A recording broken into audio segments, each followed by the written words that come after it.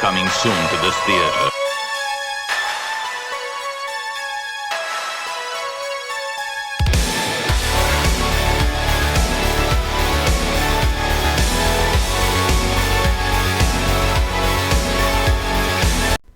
What is up, everybody?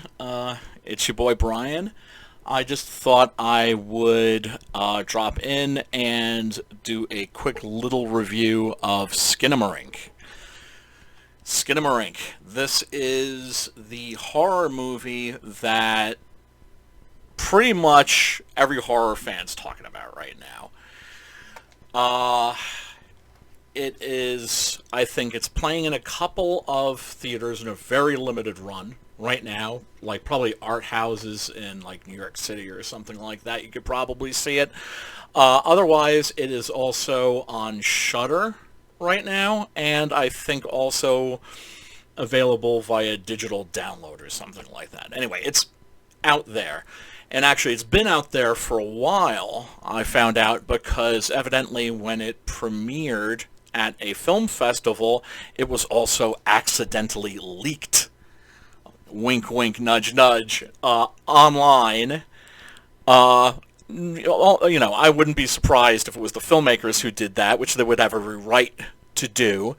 And if that was indeed a deliberate thing on their part, it was a brilliant one, because the only way that you are going to be able to get any attention for a film like this is strictly through word of mouth. You can't do anything better than word of mouth. You really can't. The best marketing campaigns can't touch what word of mouth does for a film. Everybody seems to have a strong opinion about this one. They either love it or they friggin' hate it.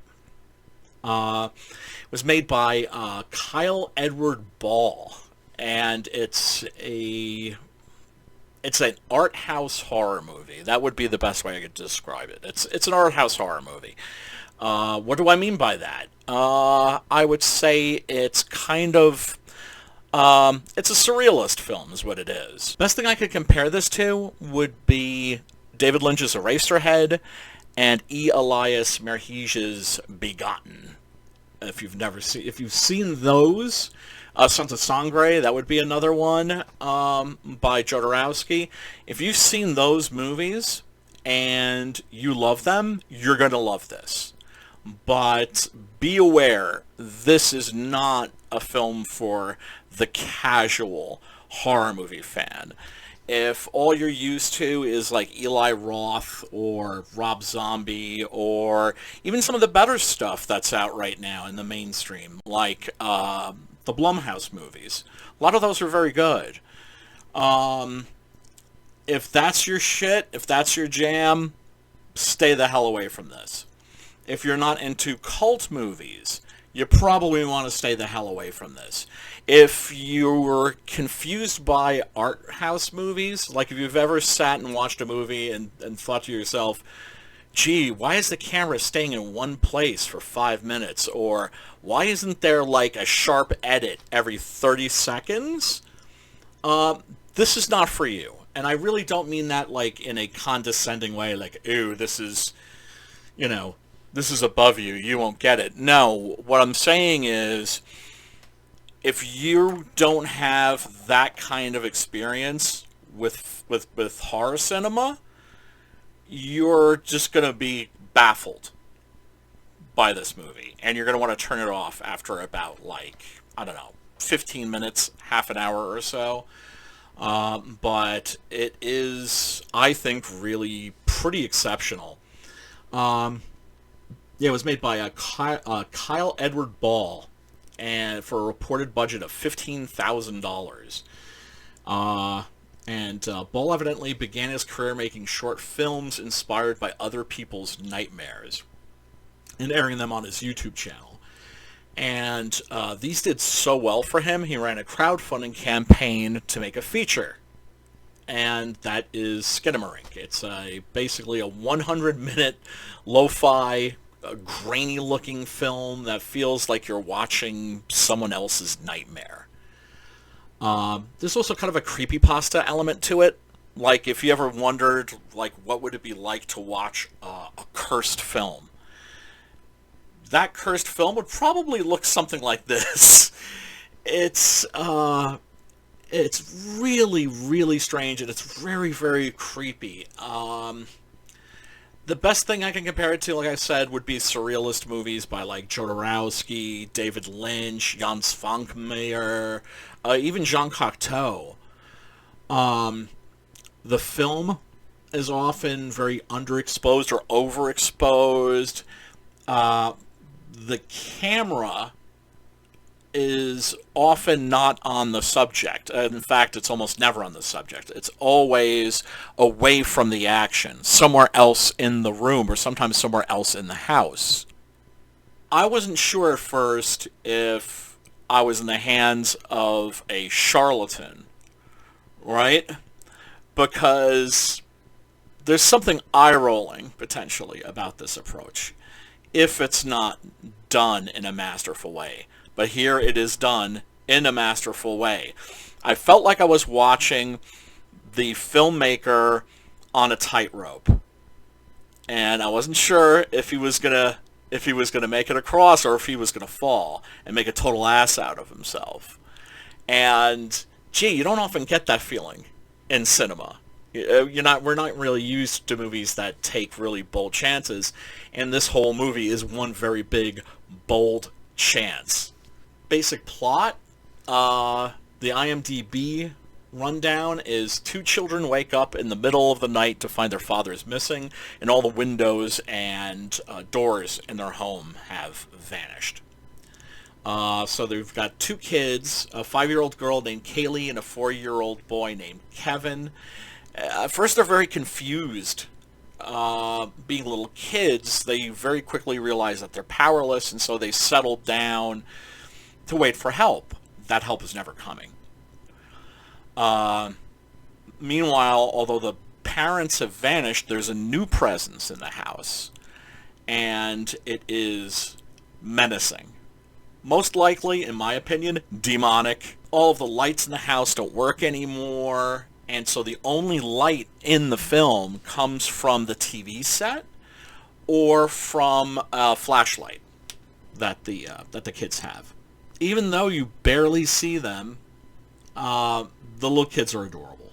You can't help but be charmed by their little padding footsteps on the carpet, trying to navigate a world that is built for giants and not little people. He really, really makes you feel their helplessness. He reminds you of how helpless you felt as a child.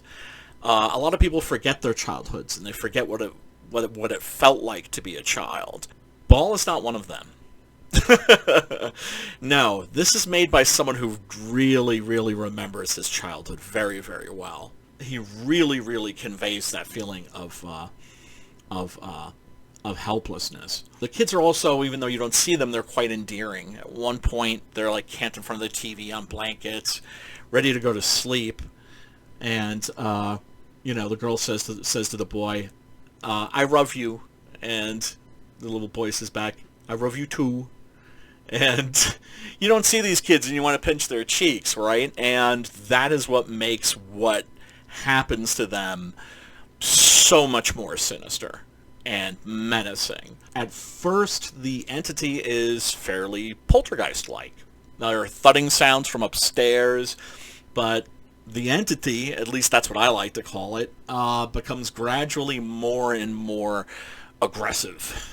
The kids walk into a room, find toys stuck to the wall, in some cases stuck to the ceiling, just hanging out there.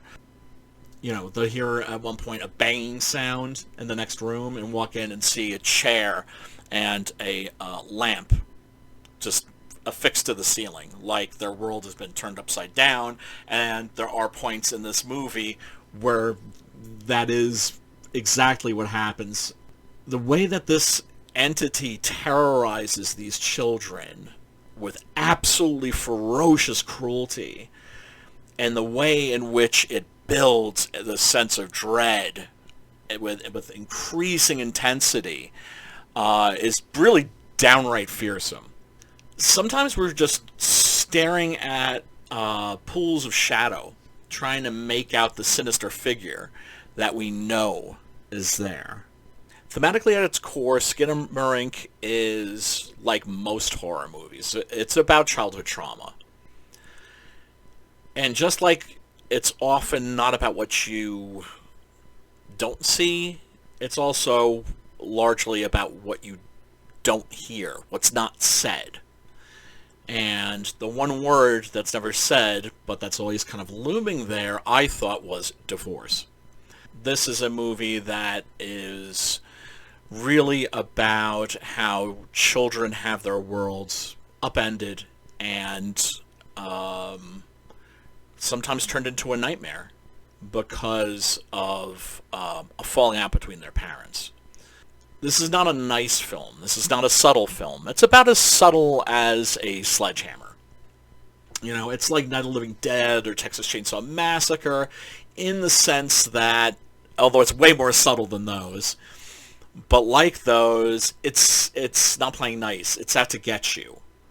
And, boy, I really kind of know that a horror film is working when it gets a physical reaction out of me. And there were points in the movie where I could hear my pulse pounding in my ears. I think this is way too art house and way too obscure to be a big game changer like the Blair Witch Project or Paranormal Activity. So I don't expect to see a big explosion of imitators. And I think also Ball's approach to filmmaking is way too idiosyncratic for other artists to imitate. While mainstream movies are always over-explaining everything, you know, like how even in the Christopher Nolan movies, there's always that scene where the hero has to stop the film cold and explain everything to the audience in a crude exposition dump.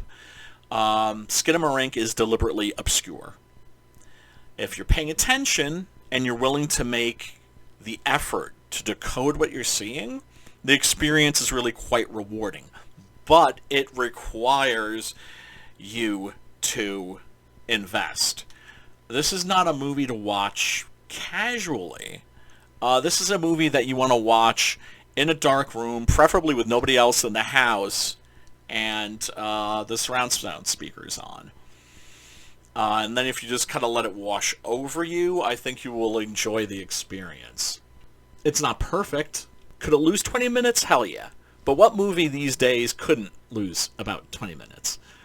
There are a couple of jump scares. I'm not a big fan of jump scares. I always think of them as cheap shots unless they're like really well constructed. But it can be forgiven for those. For a first feature, I think it's an incredible debut from what we can only hope is a great talent in the making. So is this a recommend from me? Hell yes. Yes. Hell yes. Best thing I can compare it to, like I said, is movies like David Lynch's Eraserhead, Merheesh's Begotten, Jodorowsky's Santa Sangre. If you like those, you're going to love this. But, like I said, your mileage may vary. So go check it out. Stay scared.